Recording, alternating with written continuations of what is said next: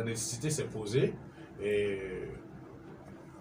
les populations ont demandé à être armées, mais il faut savoir que nous sommes du site, on ne peut pas sortir les armes données à n'importe qui. Donc il y a des villages où les recrutements sont faits en collaboration avec les personnes de ressources et les populations locales.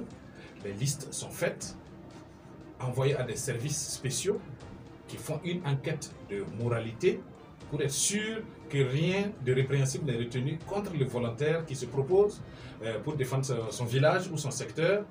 Après les enquêtes, nous avons les résultats, donc nous les convoquons.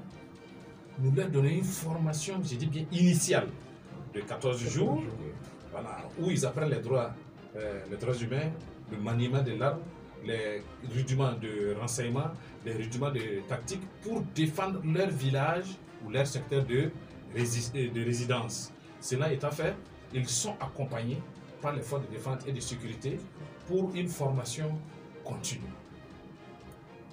Et la collaboration se passe très bien, puisque même dans la loi, comme ils sont auxiliaires des forces de défense et de sécurité, et donc il va de soi que la collaboration est très bonne, et nous avons des bons résultats avec eux.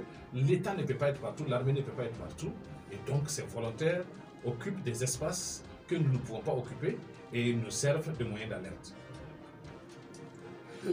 Nous avons parlé d'accalmie tout de suite, c'est que leur apport, c'est pourquoi j'ai tenu à saluer leur mémoire de ceux qui sont tombés, et leur apport est inestimable. Voilà. Nous ne pouvons pas être partout, et c'est pourquoi ces VDP ont été mis en place et ils nous appuient énormément parce que nous ne pouvons pas occuper tous les villages, et les villages où ils sont, il y a l'accalmie, et donc nous arrivons très souvent à les accompagner, et comme souvent aussi ils nous accompagnent ou bien ils nous alertent.